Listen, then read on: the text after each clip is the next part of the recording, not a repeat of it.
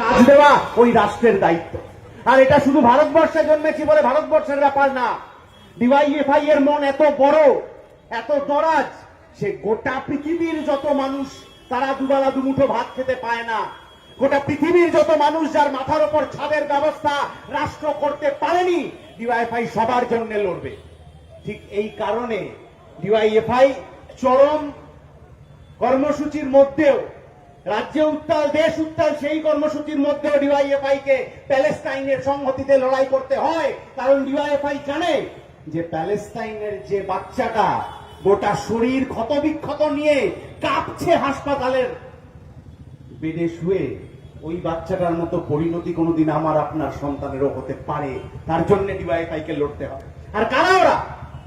ওই সব ভুইখোর সংগঠনের দল যারা ঘোষণা করলো যে আরে ডিওয়াইএফআই প্যালেস্টাইনের জন্য এত করছে আর ঘরের পাশে বাংলাদেশটা দেখতে পাচ্ছে না। কে বলেছে দেখতে পাচ্ছে? পাড়ায় পাড়ায় বাংলাদেশের ঘটনা নিয়ে, সংখ্যালঘু নির্যাতন নিয়ে ডিওয়াইএফআই রাস্তায় নেমেছে, বামপন্থীরা রাস্তায় নেমেছে।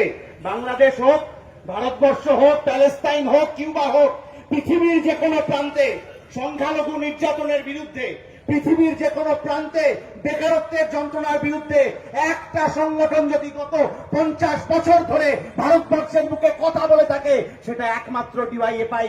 আর কোন যুব সংগঠনের এই ঐতিহ্য, এই লড়াইয়ের অধিকার নেই। আচ্ছা, যারা বাংলাদেশের কথা বলছেন বাংলাদেশের সংখ্যালঘু নির্যাতন হয়েছে, ডিওয়াইএফআই কথা বলছে না? হ্যাঁ, বলেছেন। আচ্ছা, বাংলাদেশের সংখ্যালঘুদের ওপর যা হচ্ছে খারাপ হচ্ছে। আচ্ছা, ভারতবর্ষে কি হচ্ছে?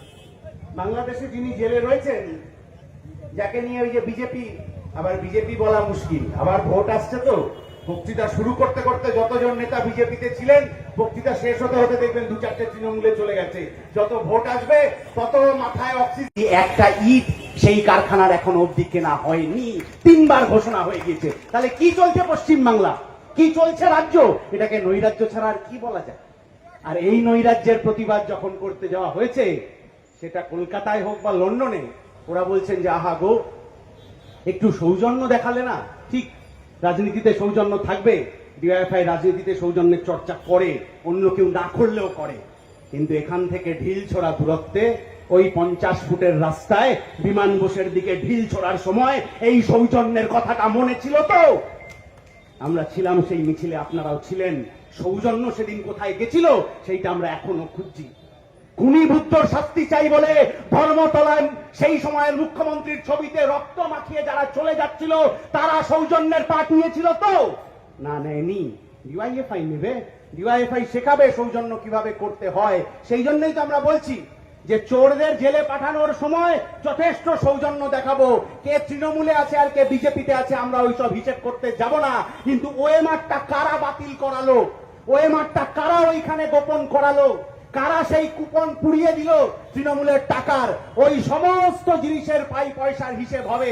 তৃণমূল থেকে বিজেপি বা বিজেপি থেকে তৃণমূলে গিয়ে এরা আমাদেরকে বাঁচাতে পারবে না। সেই জন্যই মাঝে মধ্যে আপনি দেখবেন 100 দিনের কাজ নিয়ে টিম আসছে কলকাতায়, অন্যান্য জেলায় যাচ্ছে, আবাস যোজনার দুর্নীতি নিয়ে টিম আসছে।